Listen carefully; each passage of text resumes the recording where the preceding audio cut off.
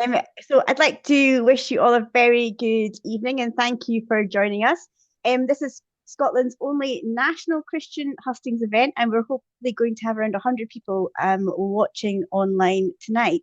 My name is Shona Haslam. I'm the Chief Executive of Logos Scotland, which is a Christian think tank which seeks to inform the public conversation for the good of Scotland.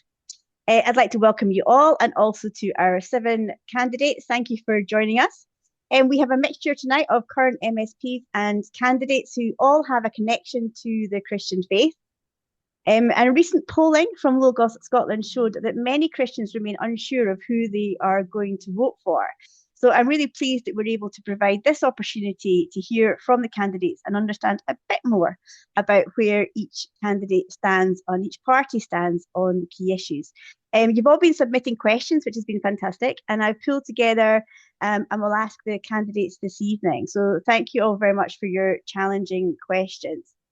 And I would just like to take this chance to promote our Logos Scotland conference as well, which is happening just 2 weeks before the election at the end of April, where we can meet in person and discuss some of these issues in further detail. And hear from key individuals who are involved in thinking about how our faith intersects with the public square. We've got Tim Farron, MP, coming to speak to us, as well as many others from across public life in Scotland. So please do check out our social media and website for information on that. But without further ado, let me introduce you to our candidates. We have in alphabetical order by surname, Murdo Fraser of the Scottish Conservatives, Ross Greer from the Scottish Green Party, Richard Lucas of the Scottish Family Party, Helen McDade of Reform Party, Paul McGarry from the Liberal Democrats, Ailey Munro of the Scottish National Party, and Jenny Young from the Scottish Labour Party. And I'd like now to give the candidates the opportunity to introduce themselves, and we'll again go in alphabetical order. You each have 2 minutes. I have a timer. I'm not afraid to use it. And I'd like you all to introduce. I'll come in after each one and just introduce the next one. Okay. So the first one is Murdo Fraser. 2 minutes. Okay.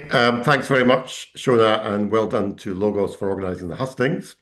And I just want to say at the start, huge thank you to Shona and the team at Logos for all the work done on the assisted dying bill. I was a vigorous opponent of that legislation. I felt it was very dangerous, and I was very pleased to see it defeated. I'm very proud of the Conservative record we've had at Holyrood over the last number of years. It was the Conservatives who defeated the Gender Recognition Reform Bill, thanks to the actions of Alistair Jack as Secretary of State for Scotland. We've promoted choice in schooling.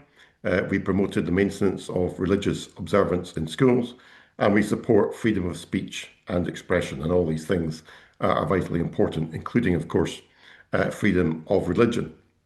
Essentially, what Conservatives believe in is individual liberty and personal responsibility. In this election campaign that we're facing, the key issues for people are the economy and the cost of living. And we very much believe that a strong economy is the foundation of everything else that happens in society. With a stronger economy, people have secure, well-paid jobs. We help deal with social issues, social problems, and we generate the tax revenues that we need to fund the public services we all want to see. We want to see a more responsive NHS, more access to appointments, improving standards in schools. And wherever you are in Scotland, whichever part of or corner of the country you live in, you can use your peach vote to vote Conservative to stop an SNP majority. We don't want to go back to fighting over the Constitution and independence for another 5 years. Let's concentrate on what really matters to people, and that's what you'll get if you vote Conservative. Thank you, Murdo. And next we'll have Ross Greer, please. Thanks very much, Shona, and thanks everybody for joining us tonight. I'm going into this election, the Greens are going into understanding that people are feeling really angry right now, really scunnered. But it wasn't asylum seekers that put anybody's rent up. It's not immigrants that are making the weekly shop or electricity bills more expensive. People are being encouraged to divide against each other, to generate and to stir up hatred in our society. And we want to see a society where we build longer tables rather than bigger walls, where we welcome in strangers and where we show hospitality and solidarity. Political parties, MSPs, can do that by fixing the problems that people face and just bringing back a sense of hope, which I think is something that's really lacking in Scottish politics right now. The Greens have a track record of delivery. We delivered free bus travel for young people. We know how transformational that's been for families across the country. We scrapped peak rail fares because we know that that was effectively a tax on workers and students who had no choice on when they needed to travel. We wiped out school meal debt because we saw this as absolutely outrageous, that the families in our society who were struggling the most were being chased even when their kids went to school. They were being chased for debts they couldn't afford to pay. So we wiped that out. We want to go further now. We think there's so much more we can do. Half the country, half of the people in Scotland get free bus travel at the moment. We want to become like Malta and Luxembourg and provide free bus travel for everyone. That's good for helping people with the cost of living and tackling the climate emergency, because we know transport emissions are one area where Scotland's not doing well. We want to expand and fix our childcare system, preschool childcare. We know that so-called free at three is not working for thousands of families. That needs to be fixed and expanded to children under the age of 3, so those families have that choice as well. And we want to support people to insulate their homes, to make it cheaper and easier to keep your warm home so that you can save money on your bills, especially now that global prices are going up for things like gas, and to help Finish, us Ross, tackle the please. climate emergency. Thank you. That was Thank me. you. Thank you. And next we have Richard Lucas from the Scottish Family Party. Thanks very much, Shona. Scottish Family Party, I think we can claim we're the biggest party not in the Parliament yet. So we really appreciate the invitation tonight. Thanks for inviting us along. I hope everyone watching enjoys the evening. We're asked to say a bit about why we're standing in the election. I thought that's a good question. I think if I wasn't a Christian, I don't think I'd be involved in politics at all. Because I think as I learnt more about God's truth and wisdom in the Bible, the church traditions, I realised it's got so much to bring into politics. I mean, a lot of people, when they say, why do you come into politics? They say, oh, to make people's lives better. And I totally agree. But I think these are some vital perspectives, vital principles that can really help to do that and are generally missing in Scottish political debate. Now, most people, when they decide to go into politics, they join a party. I took a slightly different approach and started a party. So why didn't I join an existing party? I didn't want to join a party and find myself in conflict, in tension, feeling silenced. I mean, for example, I'm pro-life. I put equal value on every human life. So I want to protect the lives of unborn children. And I can't support a party that would continue the ending of thousands of unborn lives, precious lives, in the womb. I think it would be wrong to do so. So here I am with a new party. Now, people often say we need more Christians in the Parliament. Whenever I hear that, I think, well, I don't quite agree. Because, for example, Ross and I are probably going to disagree on lots of things tonight. It's not Christians, from my point of view, we need in the Parliament. It's people who are going to promote the values we believe in. People who will be free to speak about them, to present their case, and not be embarrassed about them. So that's why I'm standing in the election. Now, I'm really looking forward to hearing what everyone else has got to say tonight. But what I'd be particularly delighted to hear from any of the other candidates is just the 3 words, I am pro-life. So I'd be delighted to hear that from anyone else. So, thank you. Thank you, Richard. We do have a question coming up on that, so you may get your question answered. Although it's supposed to be the participants asking questions, not the candidates. Next up, we have Helen McDade from the Reform Party. Helen. Hi, thanks very much for inviting me. Yeah, I thought the question was why we're standing. That was what we were given, and so I would say I'm standing because of energy policy. So I worked in the environment sector. I saw what people said about energy. I see where it's gone. I think there is no security. People can't pay their bills. We're now looking at the oil and gas being shut down, and our industry has disappeared. So that was at that point I decided I was going to stop just shouting at the telly and join Reform and campaign for net zero. So that's why I joined. But I'm delighted to be here. I am a Christian. And a book that I read a long time ago, I don't know if you can see this, but Andy Flanagan, Those Who Show Up, is actually about getting more Christians in, unlike Richard, getting more Christians into public life. And that, as I say, wasn't my primary push, but I think there's a lot to be said for it. And some of the things I see going through Parliament, delighted to hear Murdo talking about the assisted dying, and others, and some of the parties have a free vote on these things. And as you say, we'll come back to these issues, and abortion obviously will be one of them.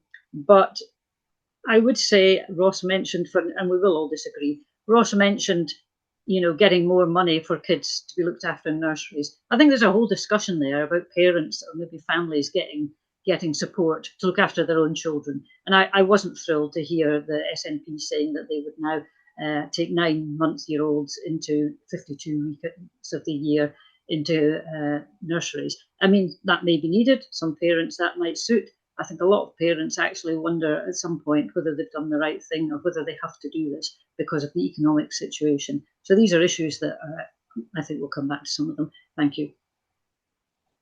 Thank you, Helen. And next we have Paul McGarry from the Liberal Democrats. Paul.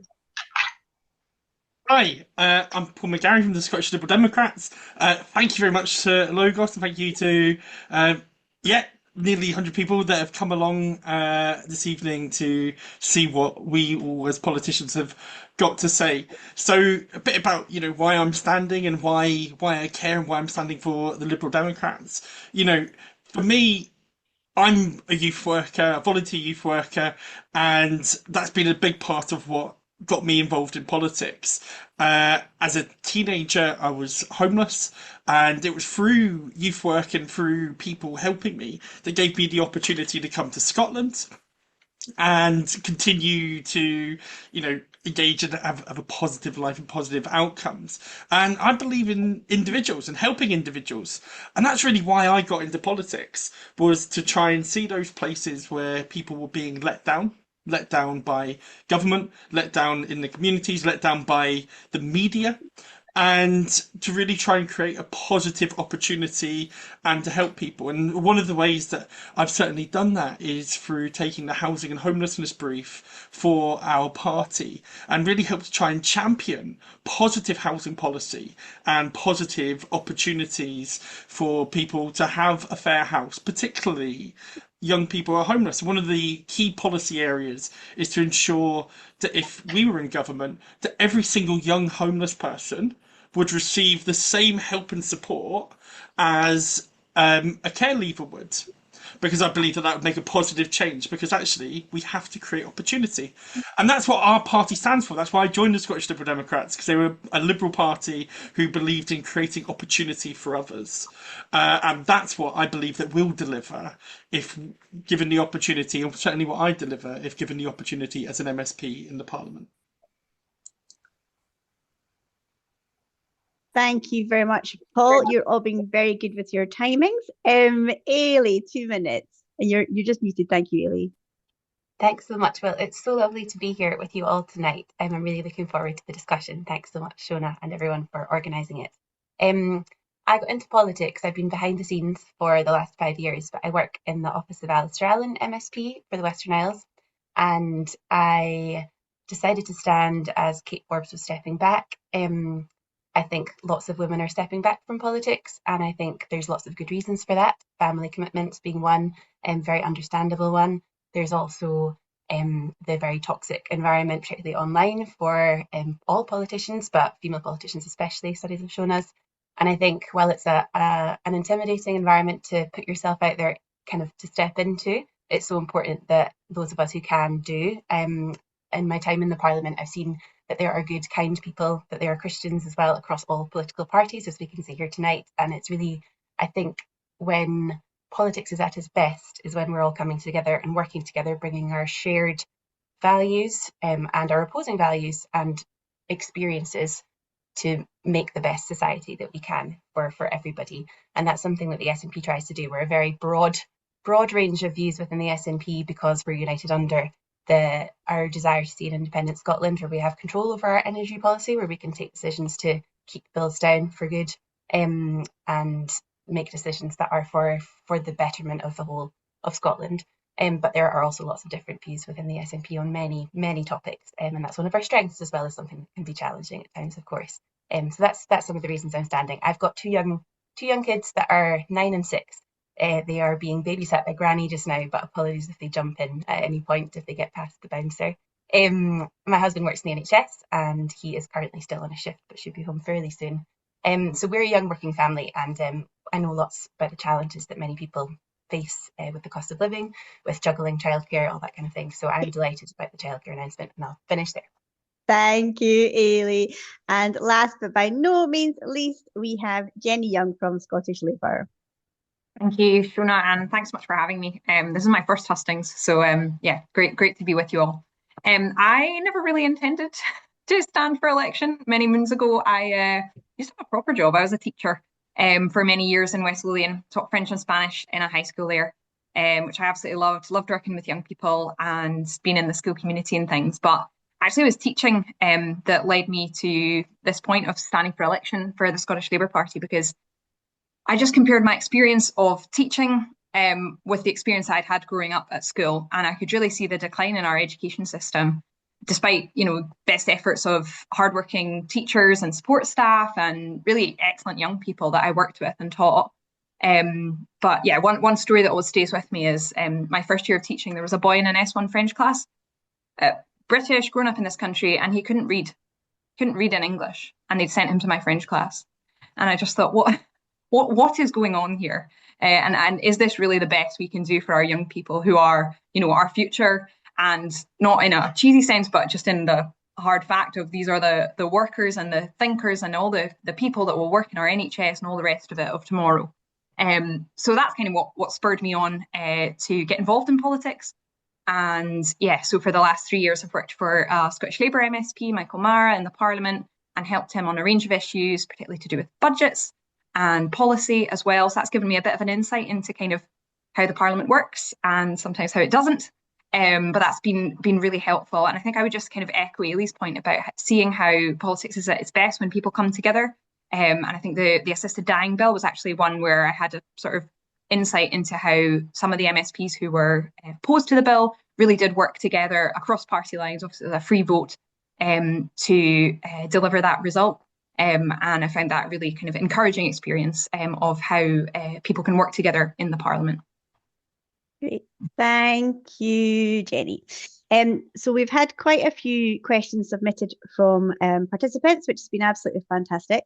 And we had quite a lot around the role of Christian faith in politics. So I have pulled them together and amalgamated them into one question. So the question is, according to Logos polling, over 80% of Scottish Christians are concerned at the negative reaction to Christian politicians. We've seen during recent debates, such as assisted dying, calls for religion to both be involved and also to stay out of politics. So what do you see as the role of Christians in politics? Do we need to dust off our moral compass? And what role should faith play in politics and the election? And you can cover that in 2 minutes, which is, I'm sure, very doable for you all. And Jenny, you're first this time, I'm afraid. All the candidates will take a turn of being first. And so it's Jenny's turn this time. Jenny. Yeah, that's okay. What role should faith play in politics? Well, I think to separate the two would be quite difficult to do. In terms of, I think, as a Christian, your first, or certainly your first allegiance, your first desire for how you live your life is that you would give glory to God. And that works it out whether your job is to be a politician or a lollipop man or a teacher or whatever you do. You can give glory to God by how you act and how you interact with other people.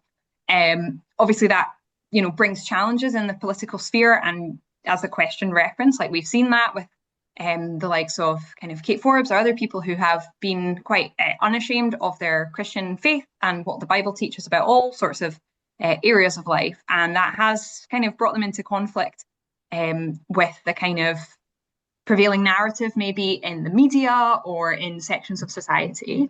But I think, I'm no supporter of the SNP, but I would say that when you speak to people about somebody like Kate Forbes, you see that people, whether they agree with her or not, they respect somebody having the courage of their convictions.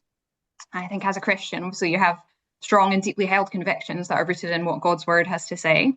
And I think most people would respect you for holding true to what you believe. I think a lot of the disaffection we see in politics comes from people just feeling like politicians are talking out of both sides of their mouths and just kind of saying blowing whichever way the wind is blowing, you know? And so I think being able to hold fast to what you know to be true and what you believe is something that may not always make you the most popular politician, but in terms of, you know, the general public, I think people do respect that. But obviously, it brings challenges with it too. Great, thank you, Jenny. I should also say to everyone watching is the candidates haven't seen these questions, so it's all brand new for them. So next up we have Murdo Fraser. So you have 2 minutes, please, Murdo. Thank you. Well, thanks, Shona. I want to start off in a spirit of Christian unity, agreeing with pretty much everything Jenny's just said. Points very well made, Jenny. And I suppose an important point to make here is Christians don't have to have the same opinions on everything. And that's particularly the case in politics. I think you can be a Christian and a member of any political party because, you know, the Bible doesn't tell us what the correct rate of taxation is, or doesn't tell us what our defense policy should be, or our policy in education. So you can be a Christian in any major political party, in my view. And I've enjoyed very good working relationships with Christians and other parties who I might disagree with on lots of issues, but where there are areas where we'll have common interests. I was very struck in the assisted dying debate. I remember reading some of the commentary afterwards to the effect that, you know, people of faith shouldn't be allowed to have a voice in this. And it did seem to me very curious that nobody said that about atheists. You know, nobody said that people who were self-declared atheists should be excluded from having an opinion or expressing their view. It was only Christians who seemed to be the ones who weren't allowed to have a voice. And just picking up the Kate Forbes point, the thing that really struck me about the reaction to Kate Forbes standing for the SNP leadership was there were an awful lot of people in our own party and in the commentariat saying nobody with these views should be allowed anywhere near senior office in the country. But when it came to the public, the surveys of the public suggested that they had no problem with somebody having these particular views that Kate expressed, because the public actually cared more about whether somebody could do the job. And I think we should all take some encouragement from the fact that that is the view of the public. Thank you. Ross, you're next up. So 2 minutes, please. Thanks, Shona. I think this is a question that can apply not just in politics and public life, but across the board. So I'm the youth worker for my church, and a lot of the teenagers that I speak to are open in church about the fact that they're sometimes reluctant to be open in the rest of their life about the fact that they're a Christian. There's a much wider issue there. And, you know, this point of should faith and people of faith be in politics, like other politicians on this panel, I've been told to keep my faith out of politics before, and I can't even begin to wrap my head around the concept of that, because my faith is the moral foundation stone of my politics. You know, as Murdo said, you can be a Christian and be in all sorts of different parties. The Bible is not a manifesto, but I can tell you why the political decisions I make are downstream of my faith. I joined the Greens because I believe that we're called to love God and love our neighbour. I don't think we can love Creator without loving creation. And I think that the Greens' policies of loving neighbour align as well. Other Christians would take a different point of view, but I can't separate those two things. And there is this increasing narrative that our views are less legitimate because our starting point is our faith. And that is something that collectively needs to be pushed back on. The other point I would make, though, is, and this came up a lot during the debates around Kate's leadership campaign. So I obviously was somebody who opposed Kate's candidacy for First Minister on political grounds, whilst absolutely defending her right to hold whatever views she wished and her right to be a Christian in public life. The one thing that I would say, though, is it's very important to not fall back on the idea that it's illegitimate to have our views questioned because they are a matter of faith. If you're a person in public life, you take a position in politics, you need to be willing to defend that. You need to be willing to explain why that's the case, rather than say, well, hold on, you can't criticize me for holding this political position. It's based on my faith, and it's not right for you to criticize my faith. Politicians need to be willing to defend our political positions. I believe that passionately, whatever moral foundation that position is based on. Thank you, Ross. And next we have Richard. Richard, you've got 2 minutes. Thank you very much. The first thing I'd say, I didn't expect to be saying this. I agree with virtually everything Ross said there. Absolutely. I think with Christianity, there's the values, there's also the character as well. There are repeated scandals, dishonesty, all sorts of things going on among elected politicians. So part of being a Christian in politics obviously should be to bring the character and integrity to the role. But also, as I said earlier, biblical wisdom and morality is also crucial in politics. I mean, for us, marriage is a key element. That's a key part of God's wisdom that is a very important political issue as well that can make a massive positive difference in people's lives.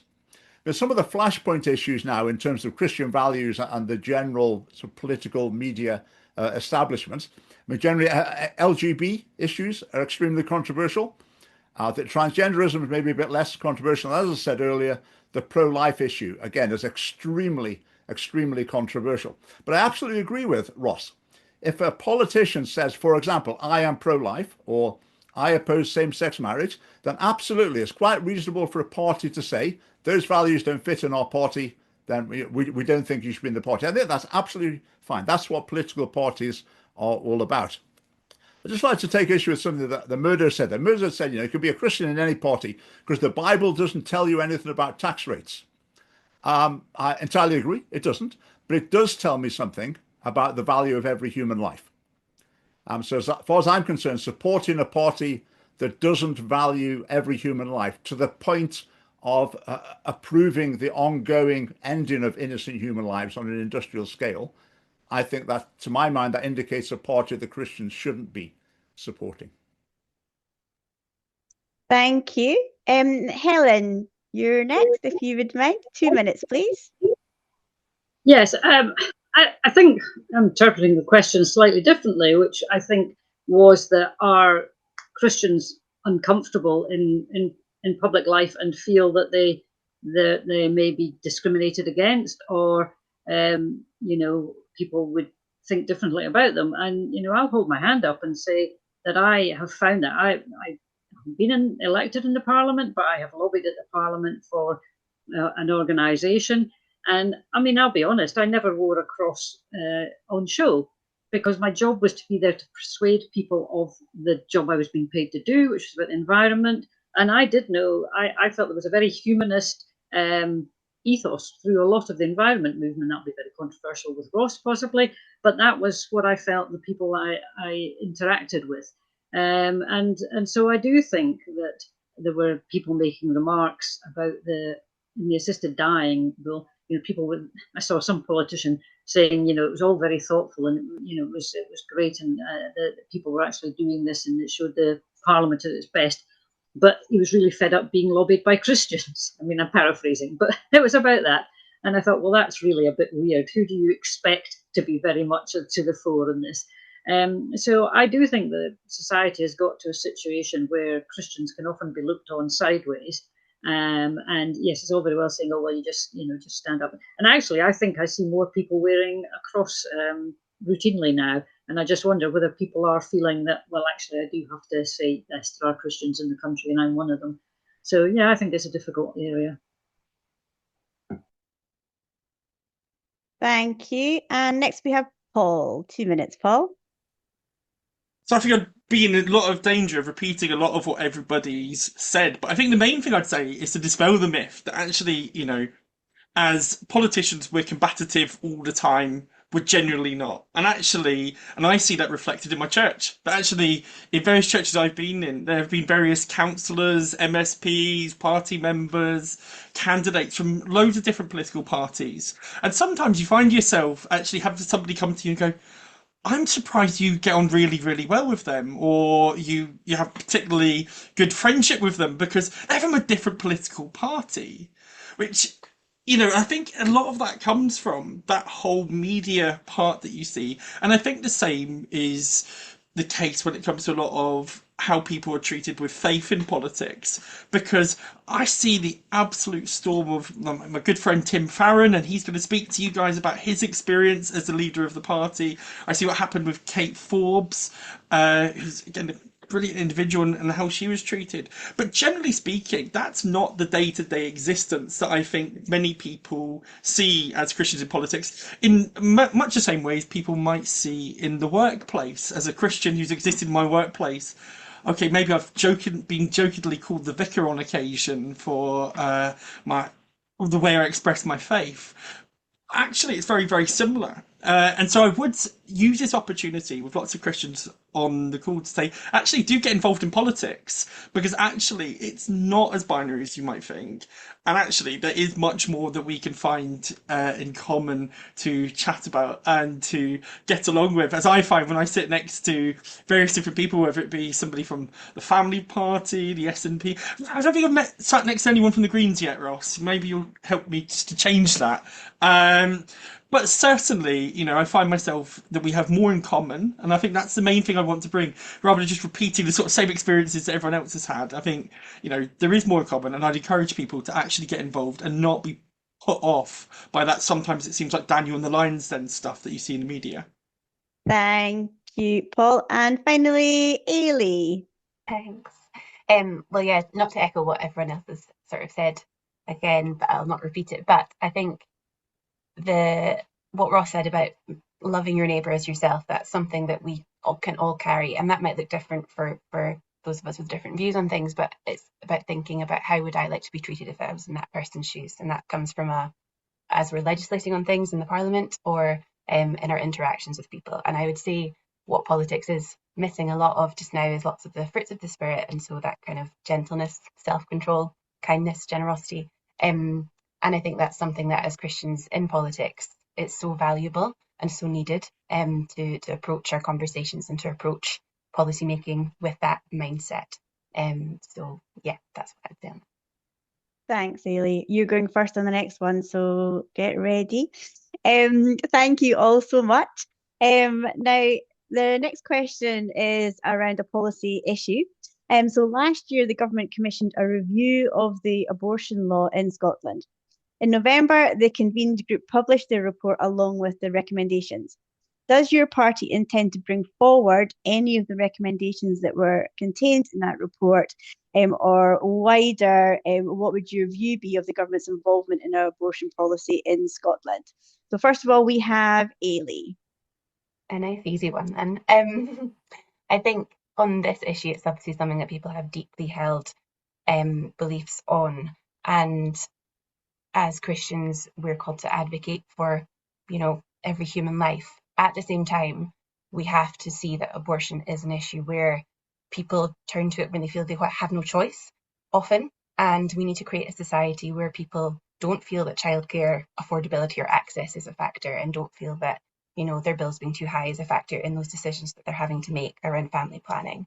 I would say as well, there's what we've seen in America happen is really scary for young women and for people of any age, because we've seen lawmakers introduce laws prohibiting abortion, but without the kind of relevant safeguards that make sure that when a woman's life is in danger, there's the adequate protections in place. So in Texas, for example, we saw mortality rate amongst mothers skyrocket because doctors felt they couldn't treat a mother who was with an unviable pregnancy until they could provide proof that her life was in danger by that point. It was often too late. So that skyrocketed, and then they stopped recording it because it looked too bad. So that's an extreme example, but it's an area where you've got to really be so careful around how you introduce policy. So sorry, that doesn't actually answer the question around that report, but I would say the Scottish Government is still considering that report. There's still work being done on that. There's no commitment yet to implement any of those recommendations yet. It depends who's in government come May, what happens on that front. Thank you, Ailey. And next we have Jenny. Hello, sorry, a bit slow on the mute there. Yeah, this is a really, really difficult issue, isn't it? I would say I'm not going to make pronouncements on the recommendations of a multiple hundreds of pages report.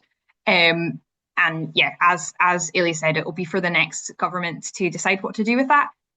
Just based on my own experience of working for an MSP at the time, I know there was a lot of concern about what this report did and didn't mean. And we had a lot of constituents contacting us, quite scared, I think, or quite worried about what the recommendations maybe said or what they were saying. I think in all of these things, I think it is the distinction between like our own kind of personal view and the really like difficult and limited circumstances in which these abortions would be taking place. So it's, I think it's a very difficult issue. I don't know what the Scottish Labour Party's manifesto, if anything, is going to say about this specific issue. But yeah, that's how I would answer your question at the moment. But I think what we tried to do in terms of responding to constituents was reassuring them that certainly no decisions have been taken. As Ailey said, the government's still considering the report. And yeah, I think it's a very tricky issue. That there's not necessarily a sort of black and white answer for the vast complexity of people's lives that we can't even really imagine. Thank you, Jenny. And next we have Murdo. Thank you. This is not an issue where the Conservative Party has a policy, like other issues, social issues such as assisted dying, for example. It's regarded as a matter of conscience. It's up to each individual elected representative to make up their own mind on abortion, and I know there'll be quite a broad range of views in the party on it. So there won't be anything in our manifesto on this, because it would be inappropriate to have a party position when it's really a matter of individual conscience. I thought it was quite striking when we had the debates in the House of Commons around the decriminalisation of abortion, which appeared at very short notice in that legislation with very little time for debate or indeed for consultation and scrutiny. Kemi Badenoch and most of the Conservative MPs in the House of Commons voted against that, which perhaps gives you a flavour of where the party leans. Certainly, I wouldn't think we'd be pushing for this at Holyrood. My own view is that what we should be doing is providing much better support for those who find themselves in a situation with a pregnancy that might be unwanted. And there's a lot more work needs to be done in that area. I don't personally take an absolutist view on abortion. I know some Christians do. I don't. I believe we live in an imperfect world. And I believe that there will be times, as I think Ailey said, where a mother's health is seriously at risk from continuing a pregnancy. And it would seem to be unreasonable to force a mother to go ahead with that. So I don't take an absolutist view. But I think overall the rate of abortion in the country is too high, and that should concern us.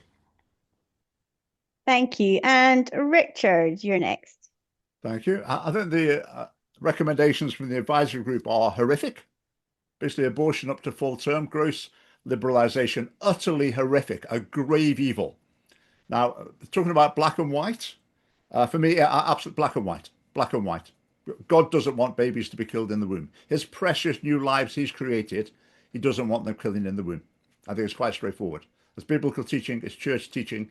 So that's what I want to bring into politics. Now, I think the abortion group, advisory group's recommendations, they are appalling. But I think we've got to focus on the main issue, because they're just tinkering around the edges. The main issue is like 18,710 unique, precious lives taken in the womb in 2024, the last year we've got records for. As far as I'm concerned, this is not just another run-of-the-mill political issue. This is the Scottish government facilitating, through its agency, the NHS, the mass killing of innocent human lives. And that's not something I'm prepared to say, oh, well, you know, some people think one thing, some people know there's a complex issue, it's a bit of a grey area. It's not a grey area. It's a grave moral evil that's taking place, and it needs to be challenged directly. And through the family party, that's exactly what we want to do. I always invite people on this issue, if you're considering voting for a party that would continue the mass killing of unborn children, to stand in front of a mirror and just say to yourself, I support a party that would continue the mass killing of unborn children because I want an independent Scotland, because I'm concerned about the environment, because I want lower taxes. I just think there isn't a way of finishing off that sentence that's acceptable.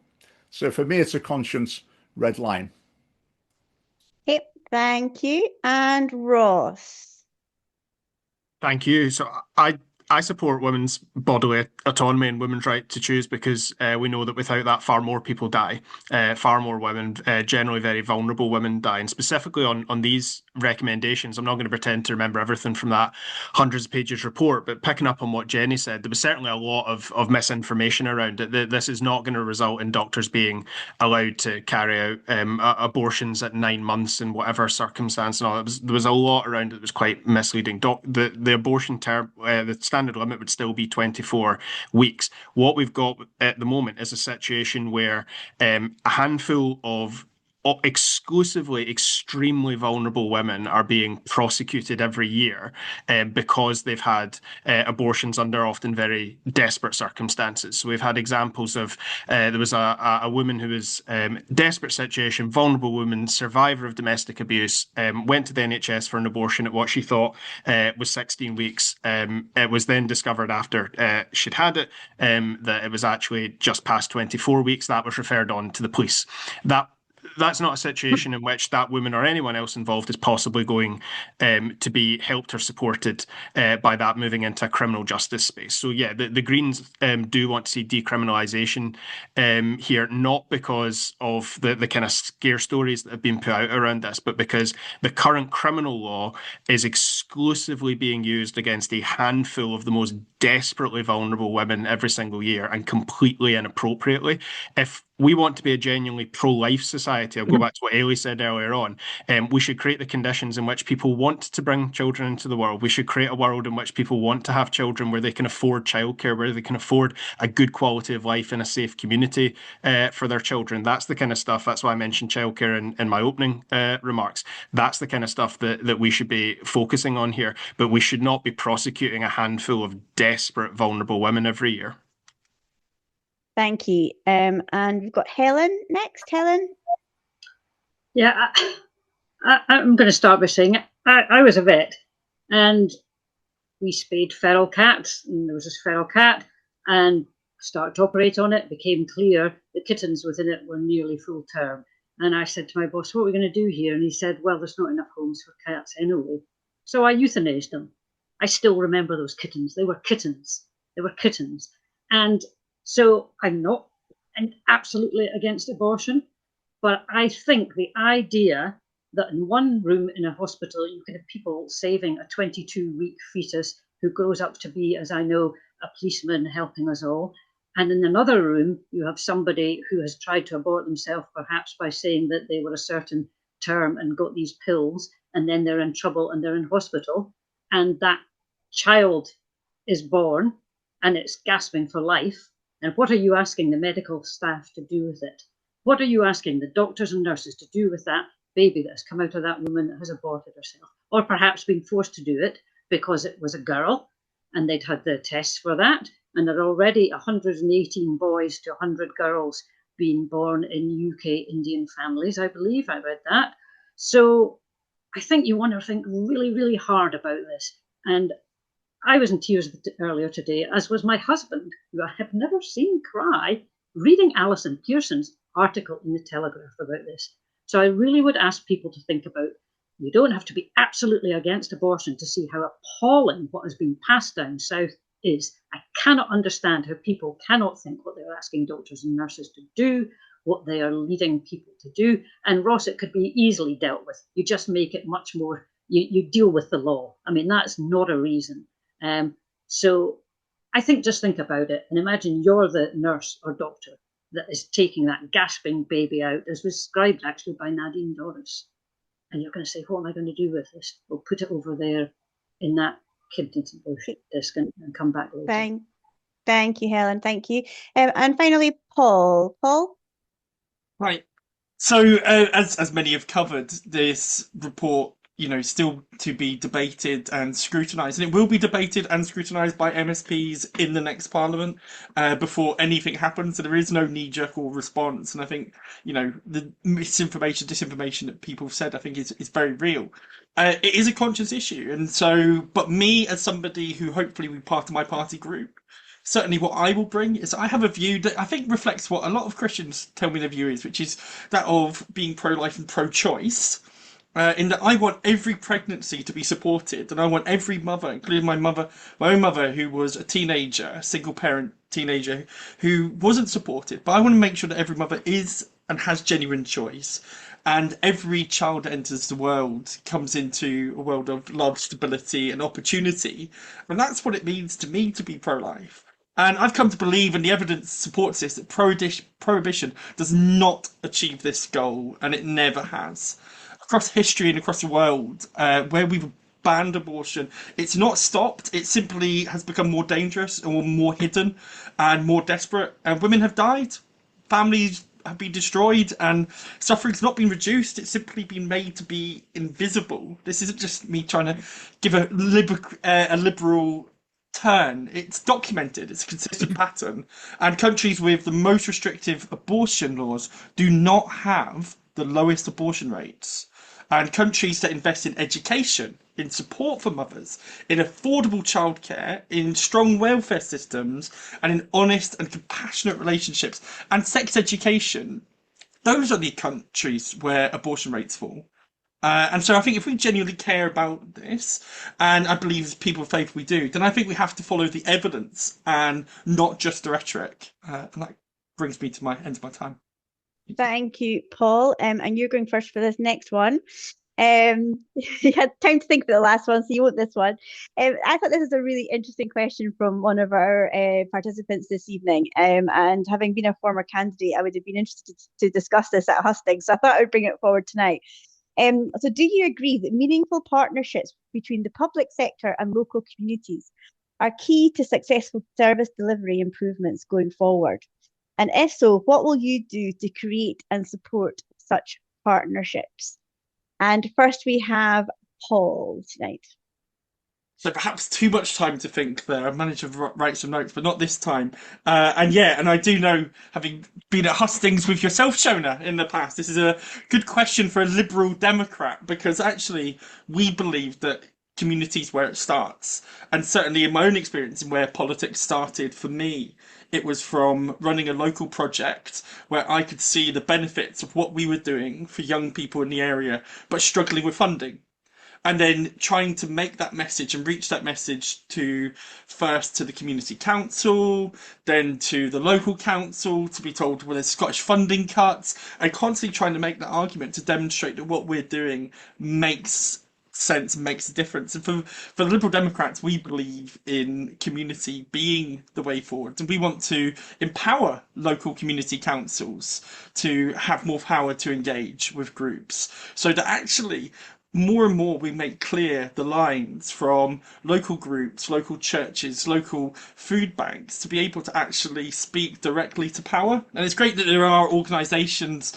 like Logos, like Care, many other organisations in the youth sector, YMCA, who do so much to advocate for smaller groups and for groups that sometimes feel very, very disconnected.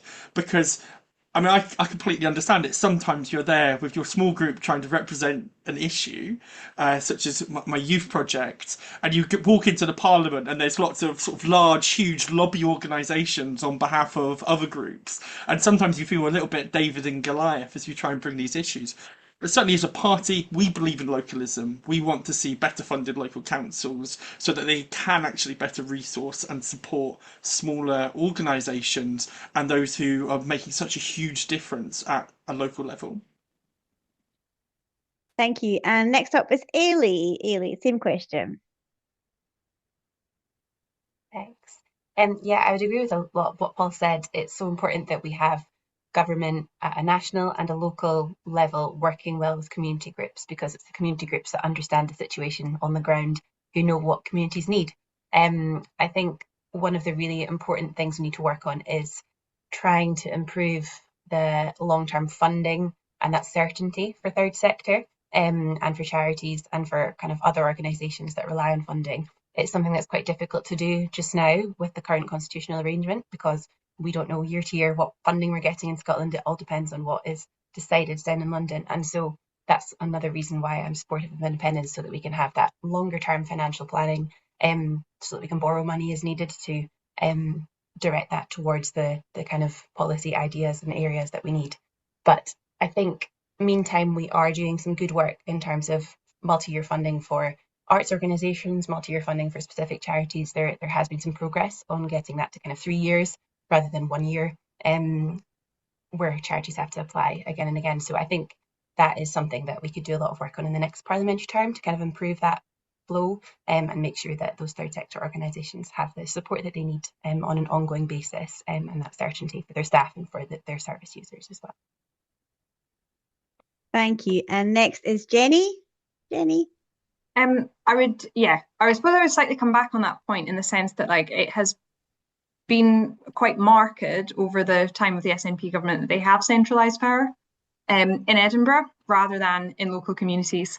If you look at like kind of how much freedom they give councils over the funding that they have, they do an uplift in funding to the council, but it's ring fenced for specific projects rather than giving the people on the ground. There are councillors in my area who know their areas really well and are working hard every day, rooted in the community, doing their best. And they don't have that freedom to make the choices that would be best for their community. So I would say that has been a definite kind of policy decision from Holyrood and from the SNP government. They have just set a spending review for the next 3 years. So they do have sight of how much money they have. So some of this is a function of the system, but some of it is a political choice. I would say what has been a privilege actually of being a candidate for the first time has been getting to go around and meet so many great community organisations and see the great work that's going on.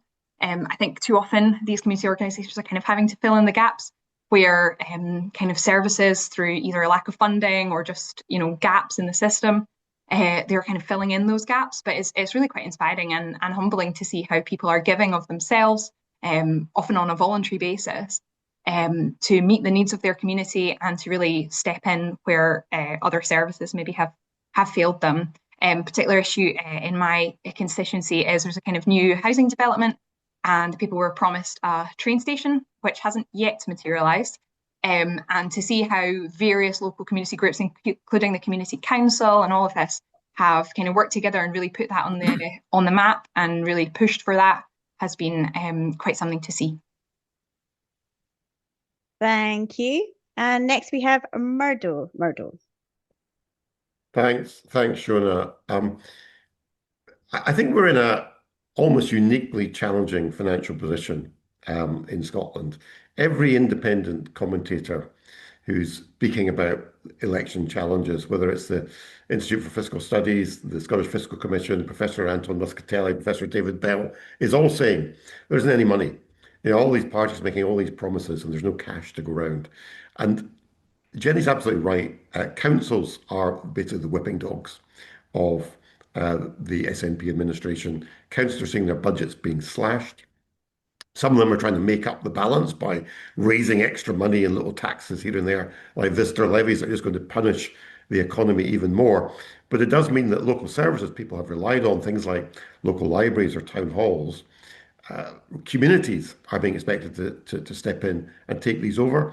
Some of that's been great success, where you've got an activist, vibrant local community, and that can be a really positive thing if they can find the funding. But it needs to be a partnership approach. It shouldn't just be about the councils trying to get rid of their premises as quickly as they can in the style of the Church of Scotland, for example. That's a controversial thread you might pick up on later on. The only other thing I was going to say about this, and I do support localism and giving local people decision making. But right now across rural Scotland, a lot of local communities are really angry because they are seeing energy projects, energy infrastructure, wind farms, solar farms, battery storage, all being dumped upon them with no consultation at all. And I think if we really believe in localism, we've got to allow local communities more of a say in terms of these massive infrastructure projects, which might be important to the country's energy future, but are not necessarily welcomed by people at a local level. Thank you. And Ross, next.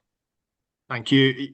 A lot of this comes down to funding, and I agree completely with Ailey. It's a huge problem that the Scottish government only gets an annual settlement from the UK government and can't really do any planning. I mean, Jenny mentioned spending reviews. I was involved in one government spending review. Within 3 weeks, it was completely irrelevant because the UK government had changed its own spending decisions, and we had to just junk 6 months of work. That's no way to run a country. But Beyond that, the other big elephant in the room here, because most funding of community groups in the third sector is through councils, is the council tax. It's completely broken. Most people pay the wrong rate. It's generally poorer people paying more than they should, and the wealthiest paying less than they should. It's not been in date in my lifetime. It's not been in date since 1991. We wouldn't put up with a system of income tax where most people paid the wrong rate. Last year, I tabled proposals in Parliament, not even to scrap it and replace it with something better, but just to bring it up to date so it's correct. And credit to the Lib Dems, they voted with the Greens to support that. No other party did, because any way that we fix that system is going to have winners and losers, and the losers are generally people who are quite wealthy and powerful right now. But if we want to fund the community groups that really matter, we need to fund local government properly, and we can't do that with the current council tax system. So that's what's absolutely key here. The other element of, I think, what's really important about funding these groups so that the public sector recognises the value of community groups is we're talking a lot, quite rightly now, in areas like health and social care with social prescribing, that actually rather than giving people medication, sometimes the best thing for them is to give them a referral to a community group, to give them a referral to a space where they can thrive. You can't do that unless these community groups exist. And we need to give communities far more power over that. Green councillors in Edinburgh were the first in Scotland to bring in participatory budgeting, which is where a wee chunk of the council's budget gets given to the community and they vote on how that money is spent in their area. That's the kind of thing I think we need to see much, much more of, so communities can actually take control. Politics is then something that people are doing together rather than something that's done to them by politicians. Thank you, Ross. And next is Richard. Thank you. Family party policy is devolution of power as well, decentralisation, more local decision making.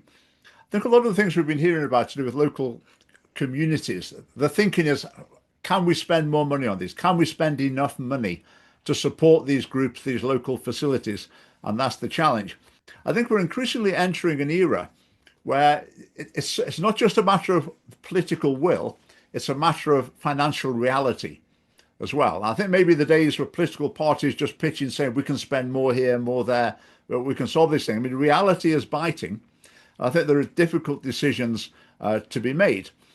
But in terms of local community cohesion, activism, well-being, whatever we want to call it, there's things that money can be spent on, but there's other things as well that are very, very important. I think the role of churches in local communities is enormous. Basically minimal cost to the state, providing very important services and vital support to local people. So the role of the churches is crucial. Other voluntary organizations as well, I think, are really important. The other thing you want in a community as well is you want a community that can take care of itself, where there is this harmony, unity, common spirit, working together on problems. And I think that sense of community is absolutely invaluable. How does the government encourage it? That's a more difficult question. But I think if you've got a community where there's integration, there's unity, then I think that's a big step in the right direction. The other key thing for any community as well is healthy families. If you've got a community made up of healthy family units, maybe extended family units as well, I mean, that is the foundation of a healthy community.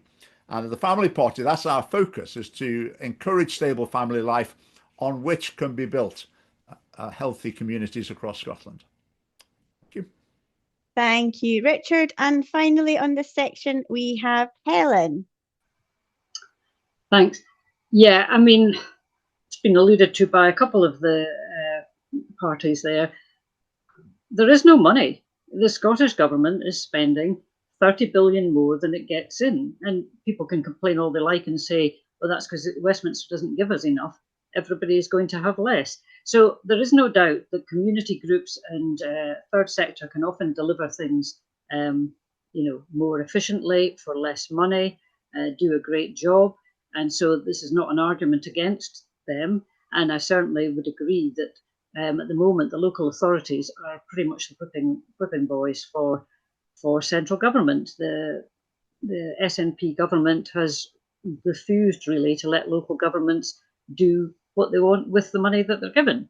They're given a lot of statutory duties, which they're then told to find the money for. So we are heading for a very difficult period. And I think we are going to have to look very carefully at how we do. There are community groups that deliver great things, services that are required.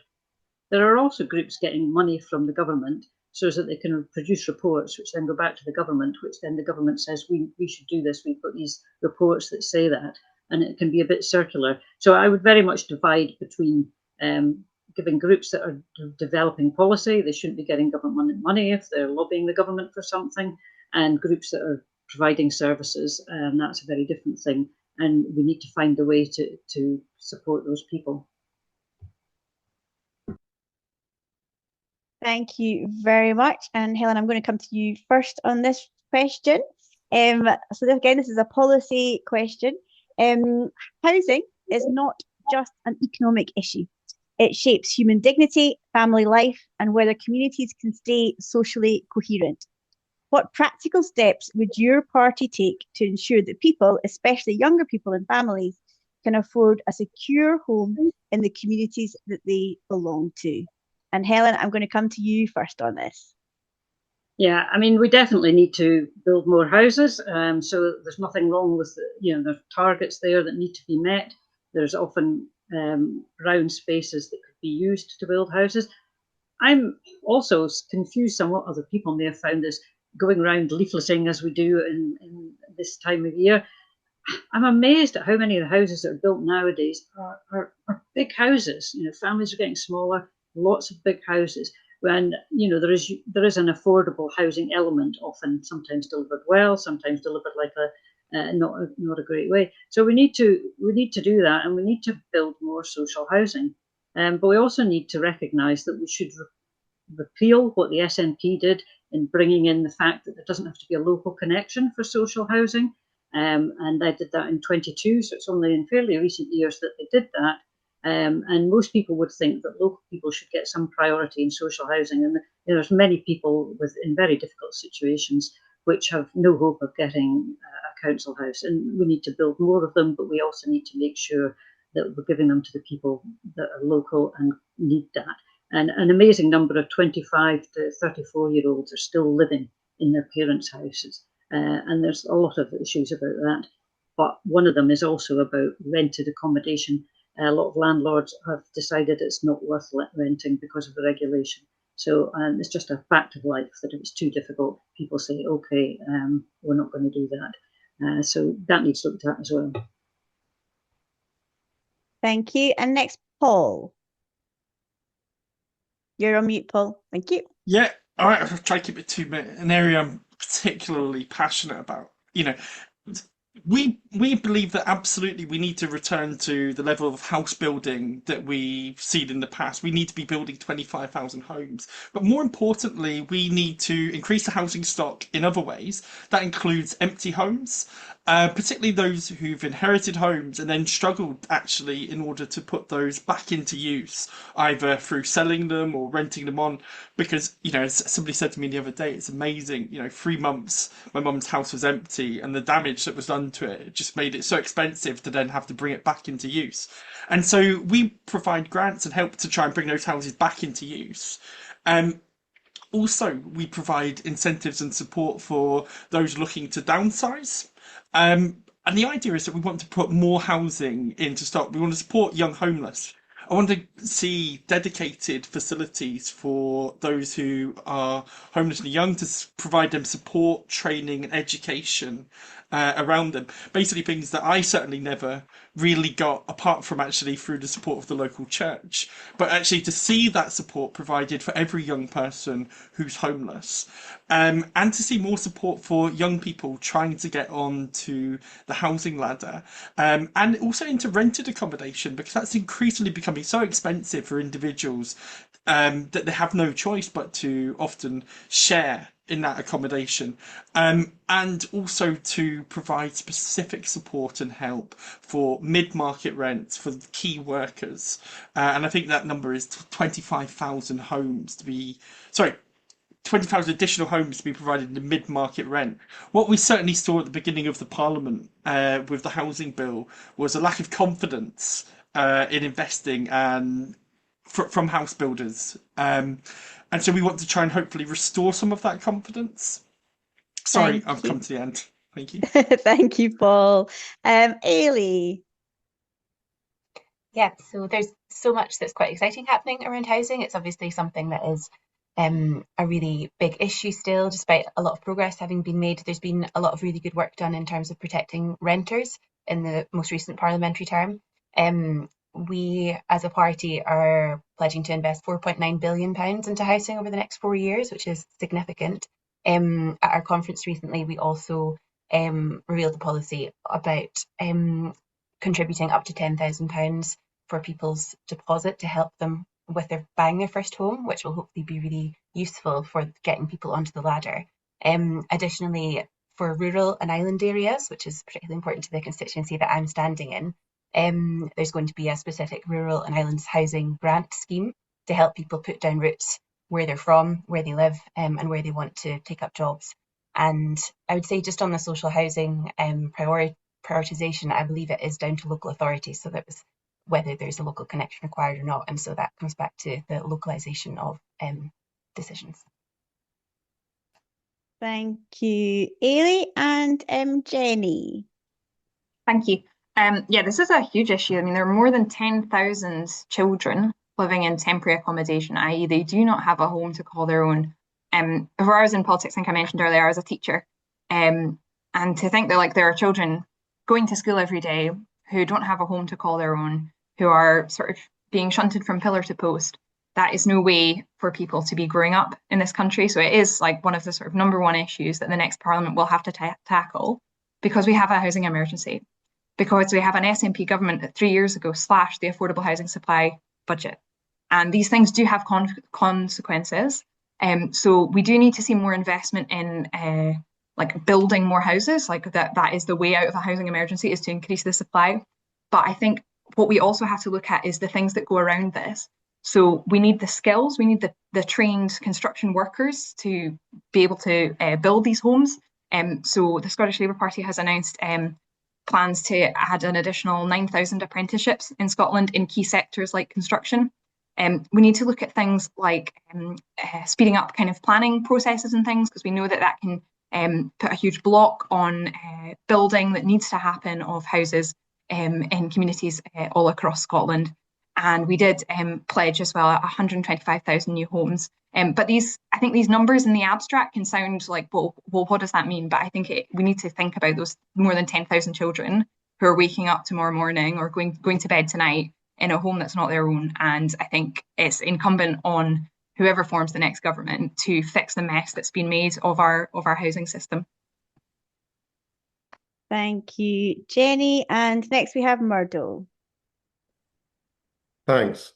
The housing market's a mess, and it's a mess because we have an imbalance between supply and demand across all tenures. So rents are too high and house prices are too high. And if I look back to when I bought my first house many years ago, the affordability of property to buy was so much better than it is today. So we've seen some disastrous interventions in the market. Rent controls have been an absolute disaster. We estimate that we've lost more than £3 billion worth of investment in the build-to-rent sector for private lets as a result of rent controls. And the reasons why the only thing you see being built now in cities are student residences is because student residences were exempt from rent controls, and therefore investors are putting their money into that, not into the private rented sector. And it's created this huge imbalance where, rather than protecting tenants, what we've seen is the most rapid acceleration in rents of any part of the United Kingdom as a result of rent controls. So we need to see a relaxation of rent controls to encourage more investment, to encourage more building. And when it comes to the owner-occupier sector, we have too many barriers in the way. The planning system is too slow and too cumbersome. It's just too difficult to get permissions through. LBTT is too high, so we would scrap LBTT for somebody's main residence to allow first-time buyers in particular an opportunity to get their feet on the housing ladder. But unless we recognise that we need to build more houses across all tenures, we're not going to solve this problem. Thank you. And LBTT is? Sorry, Lands and Buildings Transaction Tax, what in England they still call stamp duty. Excellent. I am acronym police. Next we have Ross.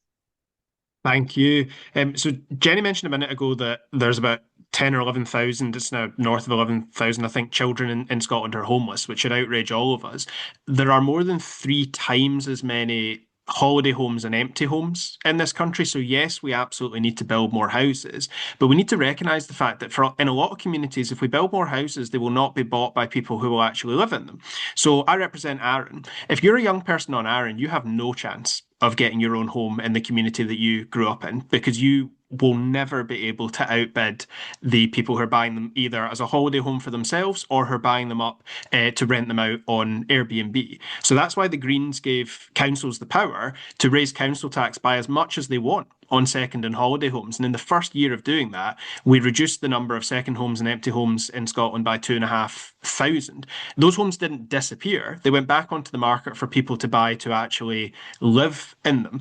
So yes, we need to build far more homes, but we need to recognise that particularly in our rural communities and in places like the centre of Edinburgh, that just building more is not the solution if the homes are going to be bought up by people who won't actually live in them and who don't need them to live in. But there's more that we need to do. So the Scottish Government was supposed to bring in an infrastructure levy that large house builders would have to pay to contribute towards building a community. If you build lots of houses, you've not built a community. Those houses need a health centre, a primary school, you need bus stops, all the basics like that. And the government, the SNP dropped that. I think that was a real shame because we're not just building houses here, we need to build communities. On the point of investing in building more affordable and social housing in particular, though, the one big thing that we're missing are our public sector pension funds. These pension funds have literally hundreds of billions of pounds invested in them, and putting that money into things like house building, that is a great investment for them. It is a guaranteed return, and it gives us the money we need up front to build more council housing in particular. But there's a total disconnect between the pension funds and the councils and the housing associations. That would be an easy one for the government to fix. It's one that we want to prioritise, and it will unlock so much investment opportunity. Thank you, Ross. And finally, Richard. Thank you. Yeah, it's the government's job to ensure housing is sufficient for the population. So I agree with a lot of what's been said. We do need more houses. I think in particular with family homes, I think if you build fifth floor flats with no parking in the city centre, that's not really suitable for families. If you build little houses, you can park your car outside with a little garden, then that's when people are more likely to have children and produce the next generation that we need.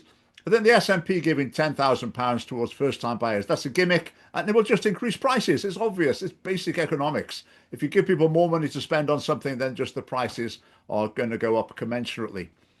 Supply and demand is the key thing. I mean, part of the demand has been the level of immigration. And looking in the longer term, an aspect of demand is going to be declining population. So I'm slightly concerned that we're building houses left, right and centre, which we need to. People need somewhere to live. But I'm also thinking, who's going to be living in them in 20, 30, 40 years' time?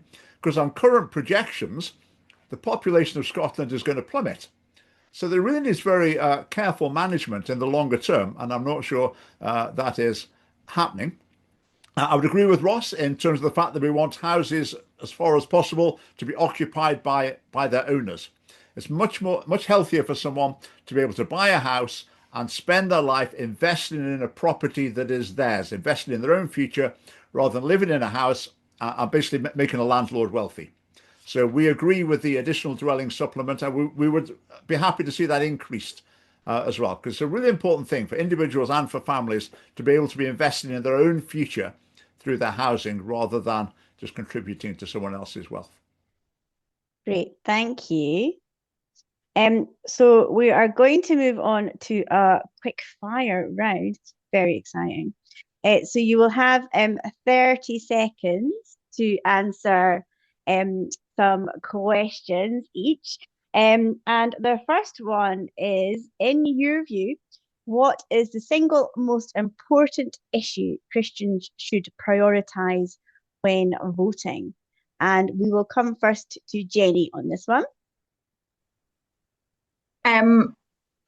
Gosh, good question. I think you have to look at who the candidates are and who the parties are in the area where you live. And you have to think on the basis of what you believe as a Christian and what you want society to look like, which party and which candidate do you think is going to act with integrity and to the best of their ability, deliver that for your area and enable us to live lives of all godliness and holiness. Thank you. And Murdo. I'm going to say integrity and honesty in political representatives. At an election time, every politician will promise you the world, make all these great promises, which may never be delivered, and probably know that they'll never be delivered because there's no money to do it. So look for somebody who's being straightforward and honest. And Richard.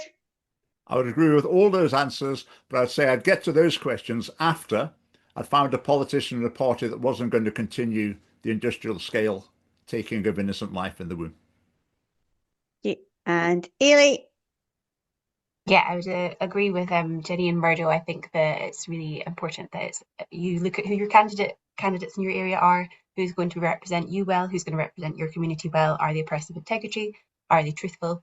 Are they hardworking? Are they going to listen to you and take your issues up? Because that's the job of an MSP. Thank you. And Ross.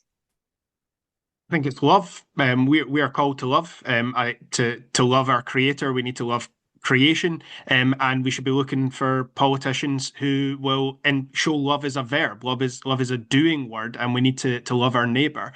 And by love our neighbor, we mean love everyone. The parable of the Good Samaritan makes that absolutely clear. You're not loving your neighbor unless you love the stranger. So love is the greatest thing that we are called to do, and it is a call to action. It's not a passive value. And Helen. I'm fascinated that people are going to be able to tell all those things about these politicians that are putting themselves in front of them.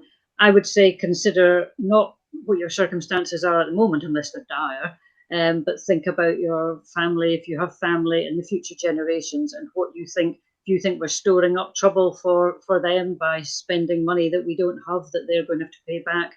I would suggest that you think about that and take that into account. Okay.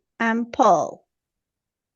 Again, I'd say look at the candidates, those people that will approach with honesty and integrity. When I first got involved in politics, there was lots and lots of doors closed to me where people just weren't responding to me or weren't getting back to me. And actually, I got engaged by somebody who did reply to me and took the time to help guide me through the process. And so do contact politicians and speak to them and engage with them and see those who will genuinely respond to you. And to remember there's 2 votes, so look on the constituency and on the regional lists. Thank you. And the next question is from one of our participants. Do faith schools have a role in our Scottish education system, or should they be phased out? Again, it's quick fire, so 30 seconds, and we'll come first to Murdo.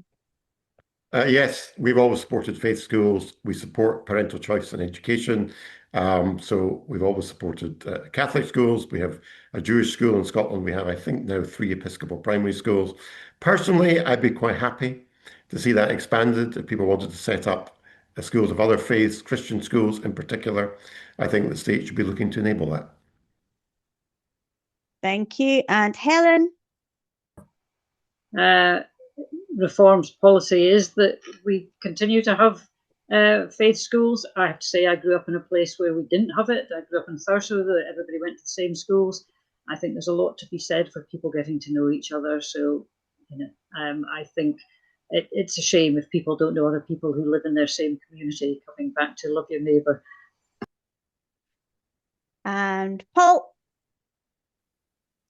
Yeah, I don't think faith schools is the system that you design if you're designing it from scratch. If I'm honest, we chose to send our kids to state schools as opposed to a faith school because we wanted them to be positive influences of faith in their school. I didn't have very many positive examples when I was at school because there was a really prominent faith school quite close to us where a lot of those kids went to. And so, faith schools will remain, we will continue to support them, but I don't think it's necessarily the system that I'd design, and I'd encourage people to look and have the choice that you have. And Jenny? Yeah, I think as a party, we support faith schools and that parents should have that right to choose if they think that's what's best for their children. I think some people are choosing faith schools now because they maybe feel that the mainstream education isn't maybe serving the needs or, teaching their children in the way that they would choose. I don't know if it's the choice that I would make if I was blessed with children myself. But as a party, we support the continuing of faith schools and their history in this country. Thank you. And Richard? We support them. More than support them, we would fund them. So very well say parents have a choice, but it's very expensive. So we would fund faith schools. We would also give them freedom to teach according to their values. Currently, if you set up a school of any sort, you're expected to follow, for example, the LGBT inclusive education policy. So we would fund faith schools and allow them to operate according to their own values. Thank you. And Ailey? Yes, so I definitely would support parental choice in schooling. I grew up in Glasgow where it's very normal to have a Catholic school and a Protestant school, and parents chose where to send their children. My kids go to Gaelic school, and so we enjoyed having that choice to send our children there. I think the more choice, the better in education. It's a slightly different question around public or private school faith schools versus the kind of other kind of state faith schools. But yes, that would be my answer. Support parental choice. Thank you. And Ross? Thanks. The Greens want a school system where everyone is free to practice and express their own faith. I ran the Scripture Union Club at my school, and I would want everybody to have opportunities like that. But in an ideal world, we think that the institutions themselves should be neutral. On that. That's not the world that we're in, though. To Paul's point, that this is not where you would start from. But primarily, when we talk about faith schools in Scotland, the vast majority of them are Catholic schools, and it reflects a history of anti-Catholic discrimination that's still not entirely disappeared. So, in principle, we would want the institutions to be neutral and everybody to have the freedom to express their faith. We have no objective to change the reality at the moment when there's still so much anti-Catholic discrimination in particular. Thank you. And last quick fire question. I like this one. Obviously the short campaign is about to start and you're all about to get even more busy than you are at already. What are you looking forward to the most in this election? And we'll come to Ailey first. Well, I'm hoping to get slightly quieter because I've been working full time and campaigning, and now I just get to campaign, so that's really nice. What I'm looking forward to most is just meeting more voters. I've actually loved knocking on doors and getting to chat with people that I would never normally come across in life and hearing their perspectives and whether they agree with me politically or not. Most people are really up for talking and just sharing what they think about things, and I think that's great. That's kind of what it's all about, really, listening to one another and understanding and having that curiosity about other people's perspectives. Thank you. And Ross? Yeah, very similar to Ailey and Murdo being in a similar position of it has been an intense few weeks in Parliament. So in a kind of weird way, the campaign is actually a little bit less pressure, or at least we can focus on just one thing. I have the privilege for the first time in this election of being a party leader, which means I will get to travel across the whole country and meet all sorts of people in all sorts of communities. I love knocking on doors. I love gabbing, as you might have picked up on, and I'm going to get to do it all over the place this time. Today, we just booked my trip to Inverness, Thurso, Kirkwall, Lerwick, Aberdeen, doing a whole far north round trip. So I'm really looking forward to that. Might even get to see some bits of the country I've not seen before. Thank you. And Jenny? I mean, I think as others have said, like getting to speak to people, that's what this is about in terms of, ultimately it's the public who will decide whether any of us is elected or not. But it's a real privilege actually to connect with people and hear their stories, hear the challenges, but also just kind of hear, what their life is like and what their experience of our country and their vision for how it could be better and whether they share our vision or have a different one. I think there's something just quite moving actually about having that kind of shared experience and connecting with people you would never normally meet. Murdo? From a purely selfish point of view, just reflecting what Ross said, I'll get to be at home more, which is very nice. I might also lose a few pounds walking around more, and I might even get a nice suntan. And these would all be pluses. Thank you. And Richard? We're going to enjoy some media attention. Most of the time, we're trying to think of anything we can to get attention. Then suddenly during the election campaign, people are coming to us, inviting us to things. So we really enjoy that. It's great communicating with people. I mean, we get more than our fair share of abuse during the election campaign, but we have a lot of encouraging and positive conversations as well. I'm often left with the impression just that the vast majority of people are just pretty nice and they'll have a pleasant conversation with you, whatever they think. So the whole thing is pretty pleasant in Scotland, I think. And Paul? Yeah, so meeting people, going to lots of hustings. I think I've got about 15 in the diary at the moment, so really looking forward to that. But also being able to mentor and train candidates and help to support other candidates who are coming through. This is now, I think, my fourth Scottish election. So over many years, so I'm really excited about the opportunity to help and support those candidates who are coming into this process for the very, very first time. Great, thank you. And finally, Helen. Yeah, getting out and meeting people, getting surprised, really surprising conversations, just finding out more about what's going on in what are huge areas, in Scotland, the constituencies we have. You're travelling a lot, you're seeing little roads you haven't been on before, and yeah, as I say, meeting people in different kinds of communities, villages, big towns. Yeah, just getting about. Thank you. You are almost making me miss it, but not quite. Um, so we're moving on to our closing statements now. The time has gone past very quickly. So I'd like to invite all the candidates to make their closing statements. Again, you will have 2 minutes, and we'll go in reverse order than the order that we started in, so that everybody is fair. And I'd like to invite Ross now to make your closing statement. Thank you. Thanks very much, Shona, and thank you all for coming tonight. The Greens are going into this campaign, like I said at the start, just wanting to bring some hope back to Scottish politics. It feels, particularly over the last decade or so, like that hope has really drained out of our politics. And we think hope comes from unity, from a collective desire to make things better. Like I said, to build longer tables and to welcome strangers and to make new friends and new neighbours, rather than to build bigger walls and keep people out and turn communities against each other. We think everybody collectively deserves better. Like, our public services need to be better to meet the needs of our society. We are facing huge challenges, and we need politicians who are brave enough to actually take on those challenges. I mentioned earlier on, so many of the issues we face, so many of our failing public services are rooted in funding issues. And a lot of that is rooted in a failure to get to grips with things like the council tax, because that might actually upset some very, very wealthy and very powerful people. The Greens are willing to have those arguments. We're willing to do things that might upset the apple cart, upset the status quo a bit, because we know that's what's necessary. That everybody collectively, we demand better than what we've got right now. Our planet deserves better than what we've got right now. This is the last election before our planet reaches its tipping point with the climate crisis. We have this incredible natural world, this incredible gift. We as Christians know the responsibility we have for that gift.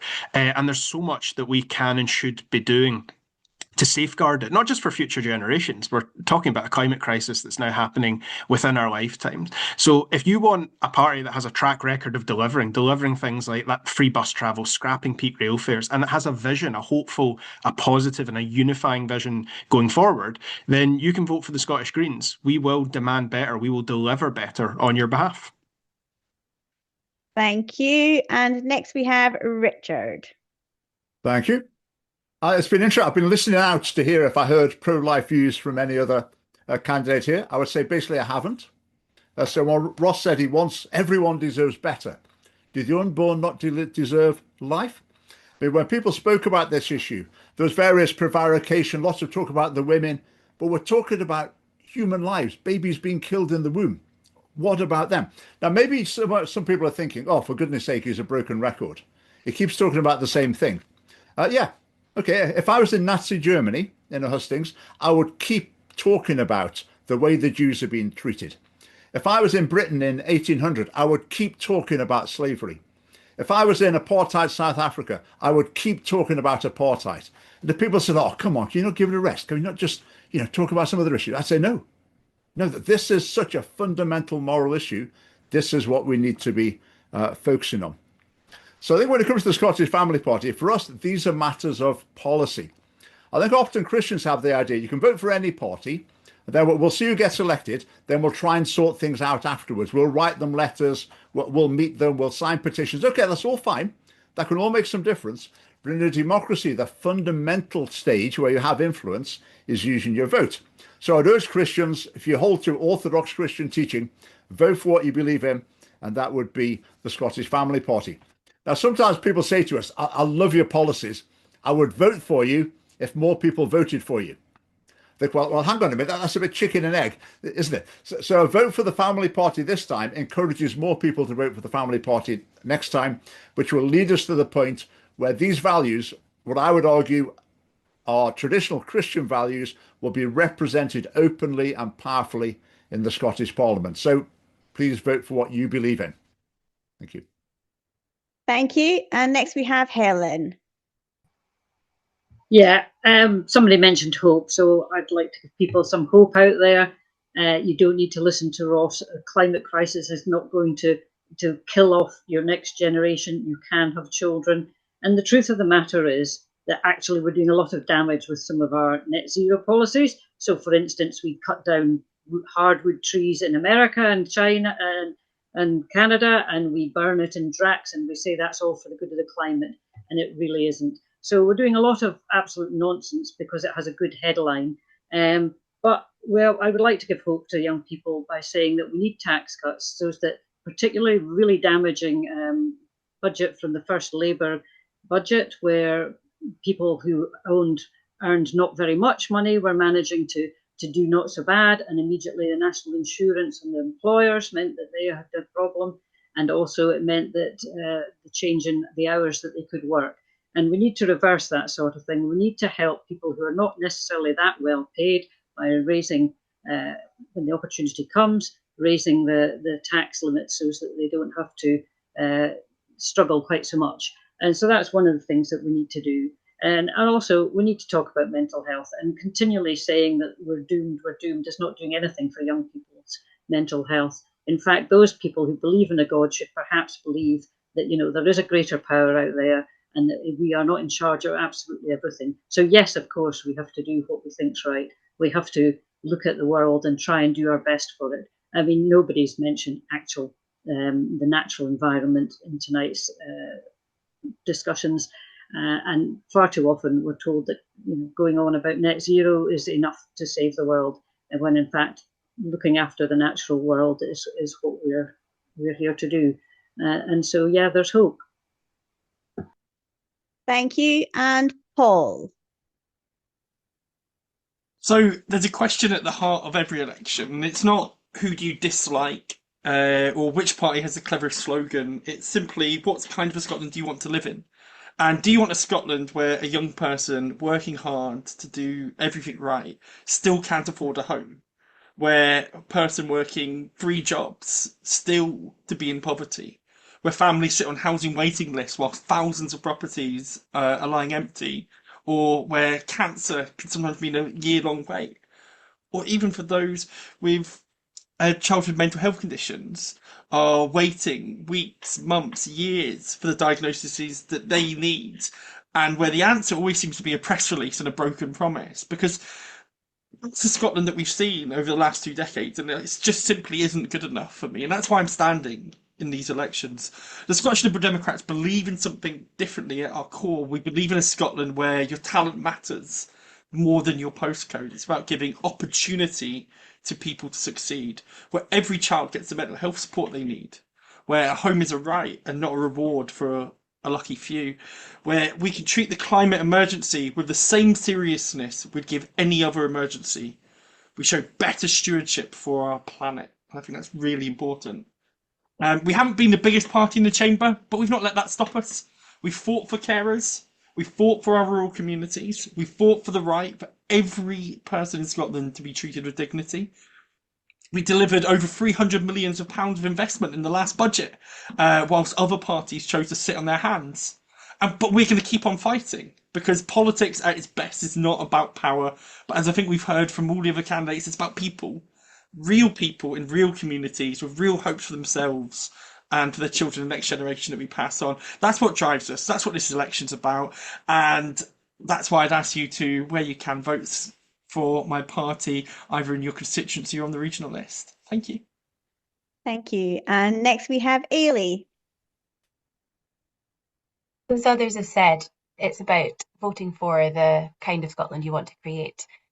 Whatever happens in May, it's going to be a really different parliament. There are so many people leaving. There are so many new people joining. There's going to be lots of fresh ideas. And like Ross said, we need to be prepared to be bold and take action to use the vast wealth that we do have in Scotland for the good of everybody. Since 2021, the SNP's obviously gone through some tricky years, as every party sometimes does. But under John Swinney and Kate Forbes' leadership, we've turned a real corner. We feel really solid now. We've got a lot of good policies we're going to implement if we get re-elected to government.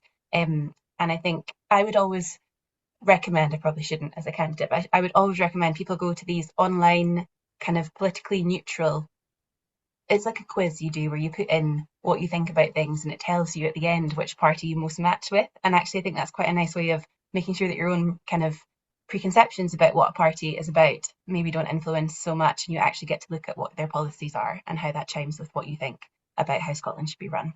So that would be my advice. Thank you, Ailey. And Jenny. Yeah, I suppose I have kind of two parts to my answer. So there's my party political answer, which is Scotland's had the same government for 19 years now. And if you look at our NHS, our schools, like I did as a teacher, our roads, transport, housing, do you think they're doing a good enough job? I certainly don't.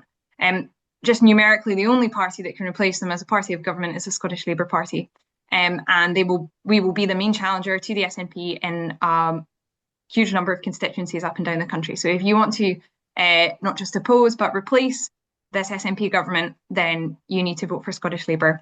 But I would just add, as an addendum to that, this is also in a Christian forum. So I think coming back to my previous answer in terms of you need to look at who the candidates are in your area and who you think will do the best job. And I think we all have to remember that actually, kings and rulers, they're, whether they acknowledge it or not, they're in God's hands as well. So we have to trust and pray that whatever the outcome of this election, whether it's the outcome that each of us wants or not, we have to trust and pray that God will use whoever the people are that are in those places, that he will use them for his will and purposes. Thank you, Jenny. And finally, Murdo. Well, first of all, thanks to you, Shona. Thanks to Logos for organising the hustings, and I hope people watching enjoyed it. And I hope the panelists were able to disagree agreeably in a good Christian spirit. And I do say genuinely to all my fellow panelists, I hope we'll see everybody in Holyrood after May the 7th, and we can continue these discussions there. And now the party political stuff. Because we had a good discussion. Some things we didn't touch much on. We didn't talk much about the economy, about the NHS, about standards in schools, about crime. Basically, the Conservative message in this election is fundamentally we need a stronger economy. We need to tackle the cost of living. We can use our tax system to put money back into people's pockets so they have more money to spend. That's good for them. That's good for the economy.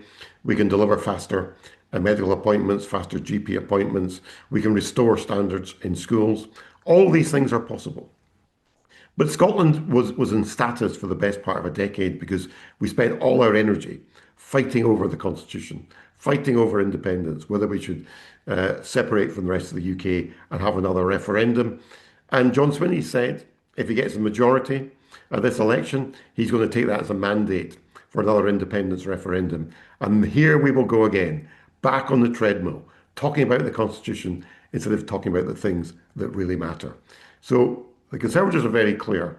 If you want to stop an SNP majority, wherever you live in Scotland, you can use your peach list vote to vote Conservatives. We will do everything we can to stop that SNP majority and stop the distraction of talking about the Constitution for another 10 years and instead focus on what really matters and making people's lives better in Scotland. Thank you. And thank you to everybody who has attended tonight, and in particular to all the candidates. And we wish you all the very best. I also hope that we see all of you in Holyrood following May the 7th. And certainly, I think tonight has come through that there is certainly more that unites us than divides us. And so I want to thank you all for your time this evening. Please don't forget to have a look at our conference at the end of April. You can find full details on our website and social media feeds.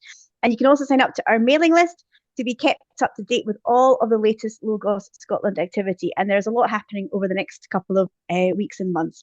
So thank you all so much for your time tonight. Thank you to the candidates. I wish you all the very best in May, and all the best knocking on those doors as well. So thank you all so much for coming along this evening. Thank you. Very much. Thanks for inviting me. Cheers. Thanks, Shona.